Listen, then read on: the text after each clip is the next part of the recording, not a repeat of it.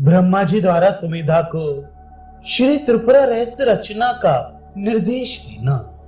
ध्यान द्वारा आमंत्रित पितामह ब्रह्मा नारद द्वारा प्रार्थना करने पर भविष्य में श्री त्रिपुरा का महारहस्य से भरा हुआ ग्रंथ सभी नर नारियों को सुलभ होगा। इस गौरव को बढ़ाने के लिए क्षण भर में ही कृपा कर उपस्थित हो गए।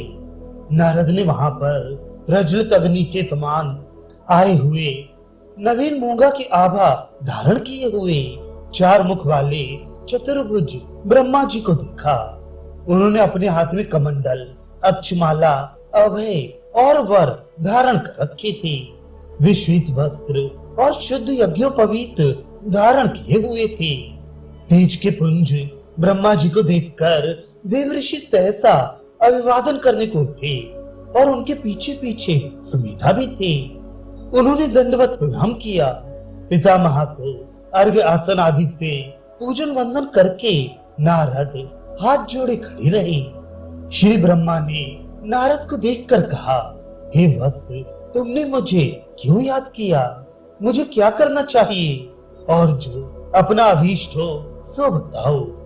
ये सुनकर नारद ने लोक पितामह भगवान ब्रह्मा से कहा, हे भगवान, आपकी कृपा से मैं सारे मनोरथ पूर्ण किए हुए हूँ। आपने पूर्व काल में जो भगवती त्रिपुरा के रहस्य का अत्यंत चित्र विचित्र वर्णनों से परिपूर्ण विवरण किया था, उसी महामहिमामय के गुण तत्व को जो सुमेधा नामक मुनि भली प्रकार जाने हुए हैं, उन्हें देखने जैसे ही मैं आया था कि तत्क्षण ही हारतायन ने मुझे देख लिया।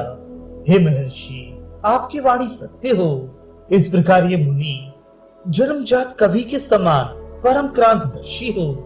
परंतु मेरे मन में जो विचार है उसे पूछना चाहता हूँ। इस विलक्षण भगवती त्रिपुरा परमेशानी का सेवन जो साक्षात पराशिवा रूप है, इस व्यक्ति को किस पवित्र पुण्य के फल से मिला? उस तत्व के चूड़ांत तत्व और रहस्य के जानने में इस श्रेष्ठ मुनि को रहस्याचार्य का पद प्राप्त है और सभी उपासकों में इसे कनिष्ठाधिष्ठित ही माना जाता है। इस पद की योग्यता इसे कैसे प्राप्त हो गई? ये कोई साधारण फल से प्राप्त नहीं है। हे देव, मुझे यह संदेह हो रहा है। आप उसे सर्वथा मिटा दीजिए। ये गोपनीय तत्व भी है, फिर भी इसे सुनना चाहता हूँ। आप कृपा कर बतलाइए। देवऋषि नारद के इस कथन को सुनकर पितामह ने कुछ समय तक ध्यान लगाया और फिर कहा, हे नारद, सुन, इसने पूर्व जन्म में जो किया था एवं जिसके कारण इसका पुण्य बना, वह इस प्रकार है। पूर्व काल में ये अलर्क नामक एक प्रसिद्ध ब्राह्मण था। इसके पिता का नाम सुमंतु था। वह द्विज पश्चिम वाहिनी सरस्वती के सुंदर तीर पर रहता था। चारु रूपा नाम वाली उसकी पति परायणा साध्वी धर्म पत्नी थी। ये 5 वर्ष का बालक अपने पिता का बहुत प्यारा लाडला पुत्र था। सुमंतु प्रतिदिन ही दुर्गा भगवती की उपासना में ही लगा रहता था। वह महाभक्त, दृढ़ निश्चय संपन्न और दुर्गा जी का अनन्य उपासक था। वह प्रतिदिन अपनी भार्या को आमी इस प्रकार कहकर संबोधन करता। यह अलर्क पिता के द्वारा माता के लिए किए संबोधन को सुन उसका अभ्यास कर अनुकरण से बाल चपलता वश एम एम इस प्रकार बारंबार अपनी माता को बुलाया करता। अनंतर माता का ये दुलारा प्यारा बालक रोगी हो गया और एम एम कहता हुआ माता का ध्यान करते करते परलोकवासी हो गया। त्रिपुरा सुंदरी के मंत्र राज में बिंदु रहित ये आद्य बीज है। इसे वाग भाव कहा जाता है। इससे वाणी सिद्धि अति शीघ्र होती है और निरंतर ही उसकी बारंबार आवृत्ति करने से इसका दीर्घ समय निकल गया। अपने अंत समय में उसी बिंदु रहित इस वाग भाव बीज को कहते कहते उसने अपने प्राण छोड़े। उस पुण्य के प्रभाव से श्री वाला भगवती पराम्ब त्रिपुरा, जिसके दर्शनों की इच्छा से महायोगी लोग भी अहर्निश प्रार्थना करते हैं, इस बालक पर शीघ्र ही प्रसन्न हो गई और स्वयं साक्षात अंबिका ने प्रत्यक्ष दर्शन दिए। इसे उस समय का स्तोत्र अब अनुपस्थित एवं अत्यंत विस्मृत हो गया।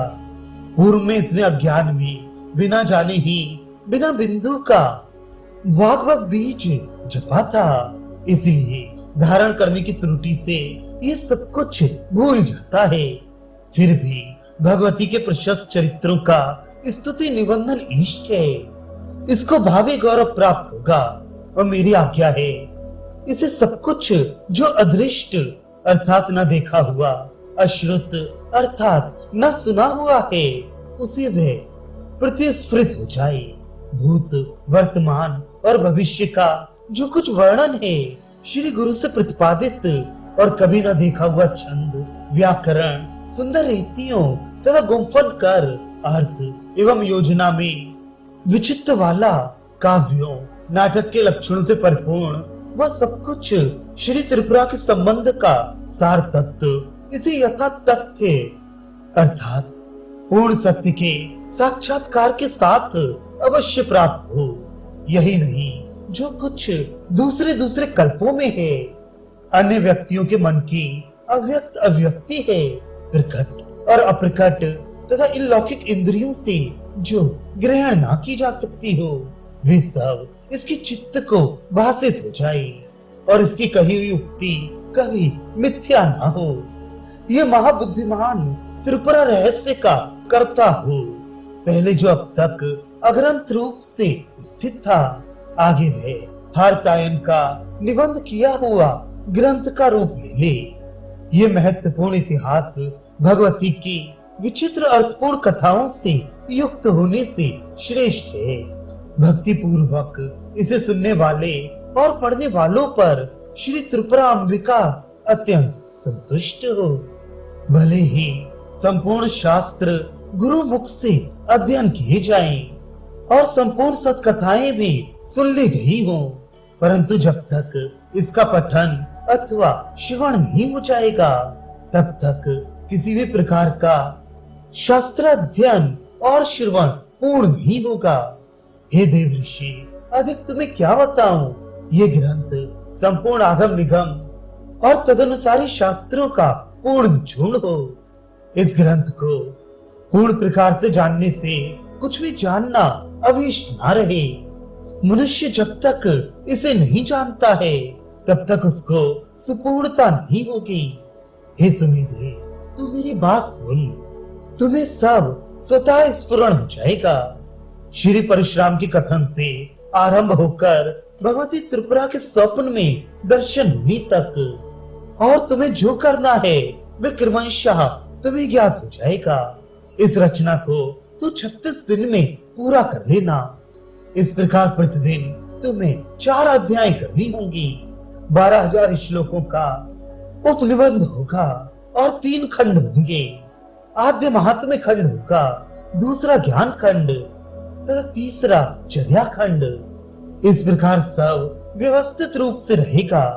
सबसे प्रथम इसे करके फिर एक कर्तव्य और करना रह जाता है। सो हे देव ऋषि, वह अद्भुत कार्य तुम्हें करना होगा। वत्स नारद, भक्ति पूर्वक तुम्हें ही इसे सुनना होगा। इस प्रकार यह हारतायन प्रथम वक्ता और हे नारद, तुम सर्वप्रथम श्रोता बनोगे।